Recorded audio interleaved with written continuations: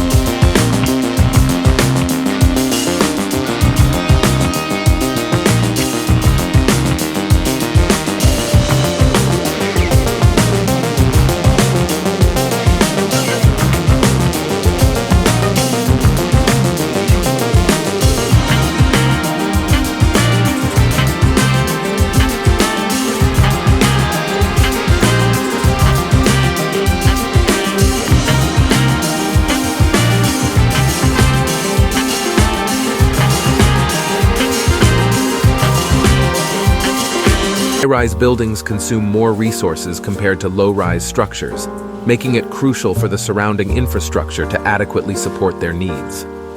While the availability of power and water contributes to the explanation, there exists a more significant factor responsible for India's limited skyline. The government has enforced a building code, known as the Floor Space Index or Floor Area Ratio, for several decades, which serves as the primary culprit. The Floor Space Index, commonly referred to as FSI, is an abbreviation that generates excitement. It represents the ratio between the total floor area permitted for construction by developers and the corresponding land plot. This index determines the maximum area that can be built on a particular site. Suresh Patel, a civil engineer, simplifies this concept by explaining its mathematical implications.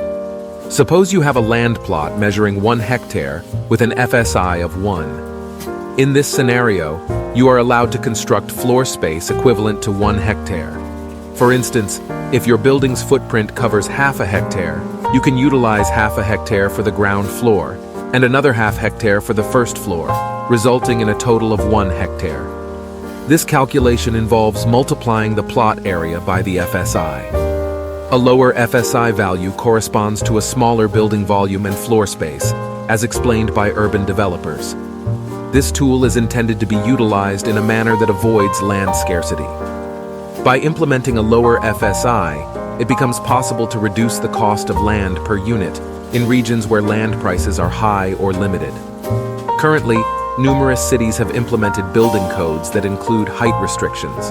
However, compared to other countries with similar characteristics, the building codes in India are generally more stringent and rigid across the nation.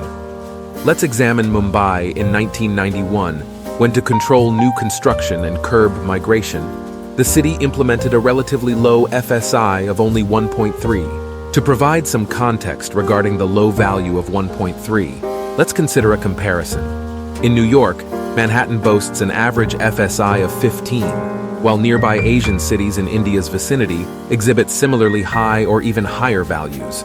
For instance, Hong Kong's FSI can reach up to 12, Tokyo's stands at 20, and Singapore's is an astonishing 25.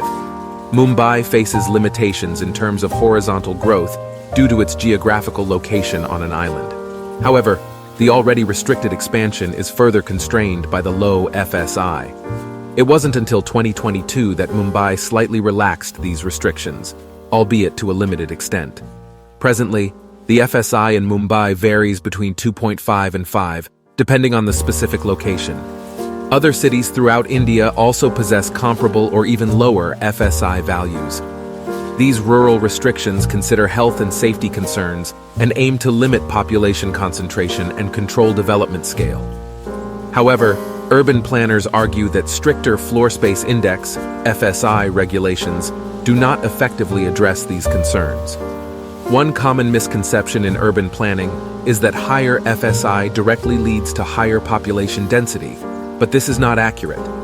Tall buildings can have spacious apartments that accommodate only a limited number of people, while low-rise areas like Dharami may have slums but exhibit high population density. These misconceptions have wide-ranging consequences beyond the absence of skyscrapers in Mumbai. One significant outcome is the issue of affordability. When floor space is not adequately increased in desirable areas, the limited availability becomes very expensive. Due to the abundant job opportunities in cities like Mumbai and Bangalore, there has been a significant influx of people. However, due to lower FSI values and high population densities, developers struggle to meet the housing demand. Consequently, people are forced to seek accommodation in expensive areas outside the city center, leading to the construction of additional roads, increased emissions, and a cycle of more people migrating into the cities. Urban planners believe that raising the FSI would be a beneficial measure to alleviate overcrowding and reduce housing costs. However, simply implementing looser FSI restrictions and constructing more skyscrapers would not be enough. It would also require investments in mass transportation, road networks, and other crucial infrastructure systems. Despite the potential benefits, there is a negative perception associated with skyscrapers and high population density due to the lack of core infrastructure and green spaces in densely developed areas. Nonetheless, recent changes in Mumbai's FSI suggest a potentially taller future for the city's skyline and better management of population density.